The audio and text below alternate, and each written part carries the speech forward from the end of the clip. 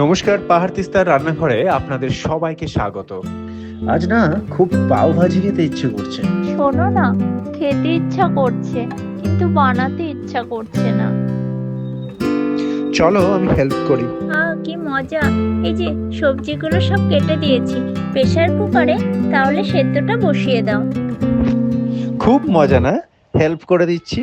Bit, গাজর, আলু, ফুলকপি, মটরশুঁটি একটু নুন দিয়ে প্রেসার কুকারে সেদ্ধ বসিয়ে দিয়েছে।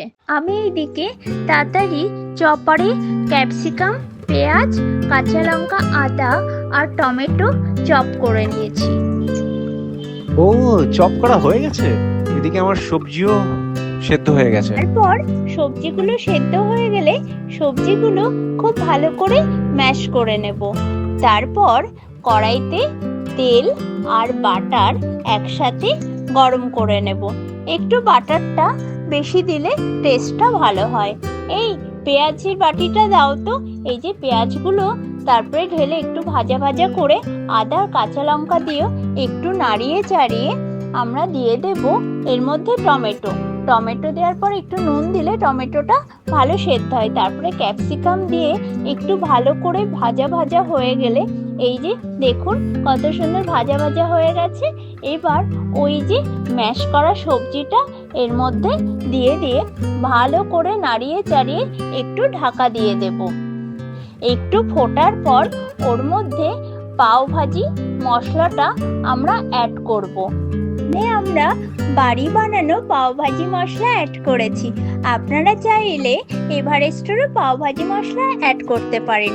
তারপরে গ্রেভি কমে এলে উপর থেকে বাটার, ধনেপাতা আর একটু লেবুর রস ছড়িয়ে দিয়েছি। এই যে আমাদের ভাজি রেডি। এবার আর একটা প্যানে একটু বাটার দিয়ে তার উপরে ধনেপাতা আর ওই ভাজিটা দিয়ে একটু নাড়াচাড়া করে মাঝখান থেকে পাওগুলো কেটে নিয়ে পাওগুলো ওর উপরে দিয়ে ভালো করে সেঁকে নিয়েছি। এই যে আমাদের পাওটা সেঁকা রেডি। এই যে দেখে নিলাম একদম সুন্দর হয়ে গেছে।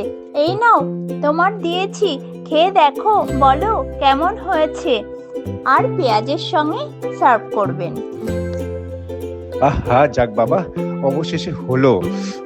গরম গরম পাও ভাজি, ভাজা পাও, কোচানো পেঁয়াজ, লেবুর টুকরো, আরো একটু মাখন। ও অসাধারণ খেতে।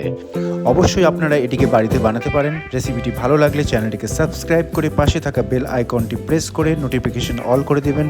আজকের মতো এতটাই। পরবর্তী রেসিপিতে আবার দেখা হচ্ছে আপনাদের সাথে। সবাই ভালো থাকুন, সুস্থ থাকুন। সবাইকে অসংখ্য ধন্যবাদ।